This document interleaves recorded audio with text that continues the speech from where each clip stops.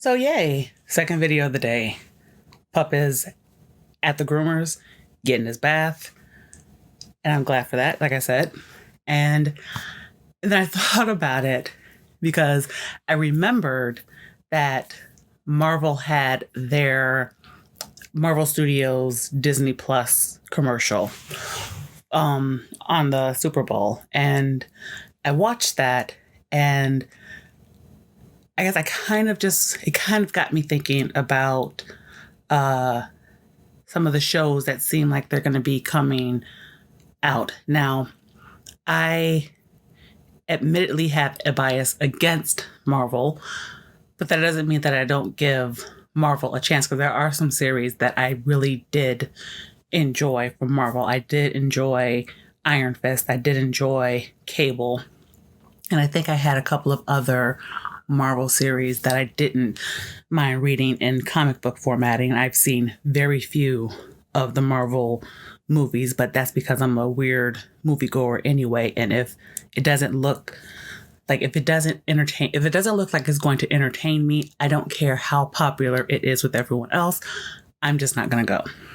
That's that's just me. But I'm not going to show the commercial, because I'm sure there are other places that are showing clips and their reactions and whatnot of the commercials. But I listened a little bit to commentary about the Falcon and Winter Soldier, and I'm interested in watching that show. And I'm interested in watching that show because I want to see if they are going to try to turn the Falcon into Captain America, which is something that I really kind of hope that they don't do, because I don't think, because first of all, the Falcon has his own identity.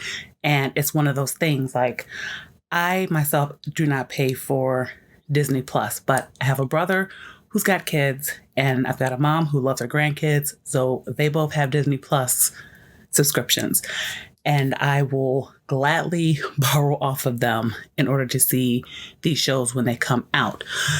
And part of my concern has been looking at some of the things, because they're talking about having the Ms. Marvel, and they're talking about Hawkeye, but having Hawkeye be with Kate Bishop.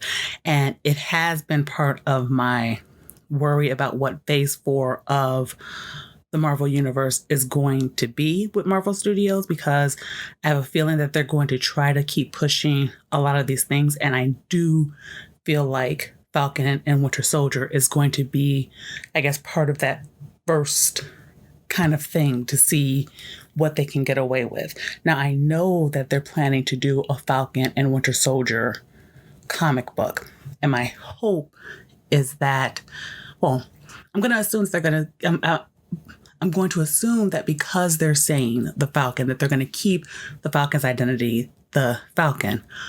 But my concern is, how much are they going to try to push the Captain America narrative? Because Captain America, at the end of Avengers Endgame, handed over his shield to the Falcon. And that's where my concern does come in, because the first clip you see is the Falcon throwing around the shield. Now, it isn't necessarily too much concerning, because let's just be honest. If Captain America handed me his shield, I probably would be throwing it around too. I probably just would, just because I would need to get it out of my system.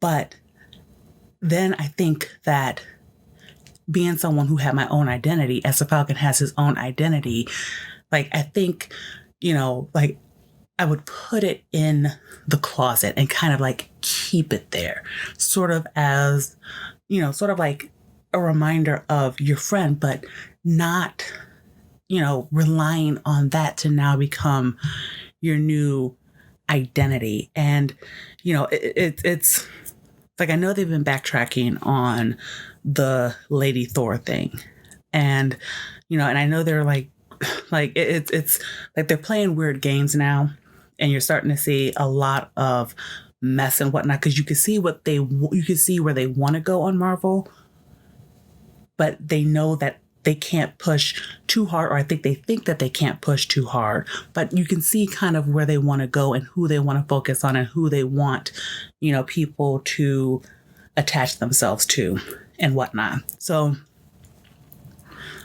those were kind of my thoughts, like in just sort of like the aftermath of watching that commercial. And like, I don't know, I didn't really see much about the Loki show, so I can't even really say that I'm interested in watching Loki, because I've never even watched a single one of the Thor movies. So Loki as a character doesn't really interest me or really impact me, because even in the comics, Thor wasn't one of my favorite comics. I don't think I read the Thor comics at all. So, it's one of those things that is a character that I don't care about.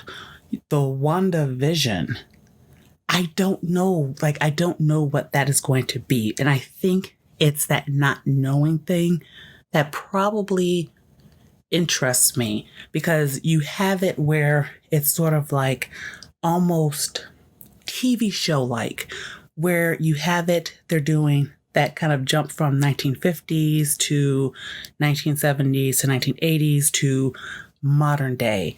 And it's like you can see, like, they're giving you enough that it's like, that something strange is going on, that they're being pulled to different, whether it's time places or show places or whatever. It's enough that even if I'm not too fond of them as characters, it's interesting enough that I'm willing to give it a try, particularly because I'm not paying for it. I think that's like pretty much the thing, because I'm not paying for it. But like I've been looking at like a lot of these. I've been looking at a lot of these shows, and like I've been speculating whether I want to get back into show watching, because I enjoyed The Mandalorian. I really did enjoy season 1 of The Mandalorian. And I know later on this year, season 2 is supposed to be coming out, but we don't have official release dates, and we don't really have official release dates for these shows too, which kind of sucks, because it's like they want to keep you hyped for these things that they don't have a real release date for, which, for me, who's sort of like, just like, tell me when it's out. Like, I don't care about all the stuff leading up to, I just want to know when is the release date kind of thing. So, because it's also the same thing with the Amazon Lord of the Rings series that they're going to be doing, because the article I read talked about how they're just now going into production. And so that means it's probably going to take another year or two.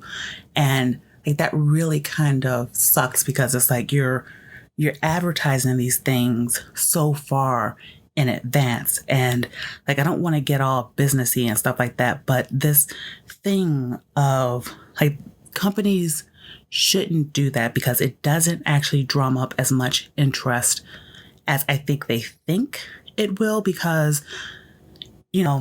in that time of people waiting, they're going to want to find something else that's going to entertain them. And if the wait becomes too long, like, they're bound to forget at some point. Like I said, I saw this, and because I saw this commercial for the Marvel Studios, and because there was no release date, I literally saw it, said, oh, I wonder if I'm going to watch these shows. And then I went on about my business, and I got up the next morning, and I literally had forgotten that I watched them. Because that's the thing. It's like with The Mandalorian, it came out at the launch of the Disney Plus app. And that, that gave, and even though you had to wait from week to week to week, if you didn't want to wait till it was all there and then do the free trial. Like, I don't know, like this whole thing is so weird, because this whole like streaming wars game is like, it is going to get annoying. I do think it's going to get annoying because it's one of those things like, is Disney Plus, and that's kind of like where my mind keeps going. Is it going to eventually be enough on Disney Plus where the price is going to be worth it? And I mean, that really kind of depends on how they're going to treat these coming shows. Like, I know Ms. Marvel is not for me. I'm not going to have any interest at all in Ms. Marvel. I don't even read her comic books. I'm tired of the whole thing. I don't think she's a very important character. And you're not going to convince me to watch something just because she checks certain identity points. You know, same thing with Hawkeye. If it's going to be about, Kate Bishop, like the rumors are saying and whatnot, if it's going to be more about that, well, I'm not going to watch, because I'm not looking for checklist characters. I'm looking for real, actual characterization. I'm looking for, if you're not going to stick close to the comic books, then at least have a reason for the changes that you are making, kind of thing. And like, I feel like like there's not really much that I can say about these until we get closer to the release dates. But I did remember that I had seen the commercials for the Marvel Studios Disney Plus shows, and I just kind of wanted to, I guess, talk about it a little bit, talk about, as you heard, the little businessy concerns and things like that, and how long it's actually going to take for these shows to come off, because I really, really, really, and I'm just going to say this last thing, because I really think it was really bad business for Disney to be so unprepared.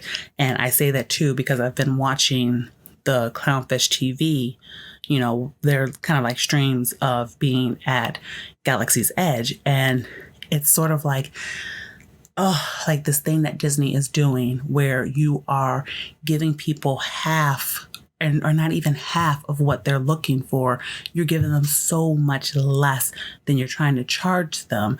And then you're just pretending as if at this point your name is supposed to be enough for the lack of quality that people are getting. And I'm really concerned that you're going to take this lack of quality into these shows, because the only reason, and I do believe that the only reason that The Mandalorian was half as successful as it was, is because it was given to people who actually cared about it. People who were fans, people who,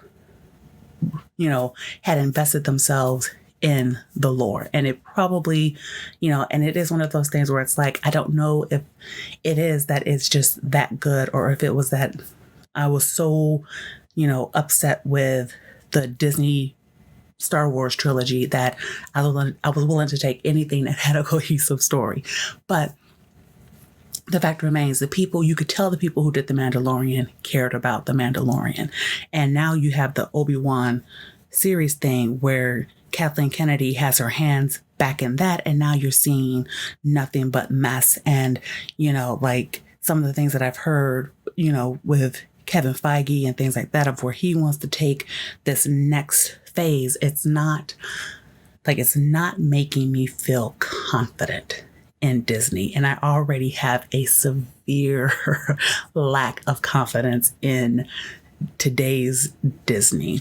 So I'm just going to leave it at that. I'm going to, just say I plan for this to take the wait and see approach, where when the shows come out, give them a chance, maybe watch an episode or two if I like it. If not, then, those reviews will be why I won't be moving on with the series. But I really hope that I'm going to like them, because, when entertainment for me just seems to be in short supply, like I really would like to have something that I can say, okay, I need to anticipate this. And hopefully Marvel Studios, Disney Plus shows will kind of fill some of that void. And that's it. If you like this, hit the like button, hit the subscribe button, share, do all of that. and I will see you on the next video. Bye.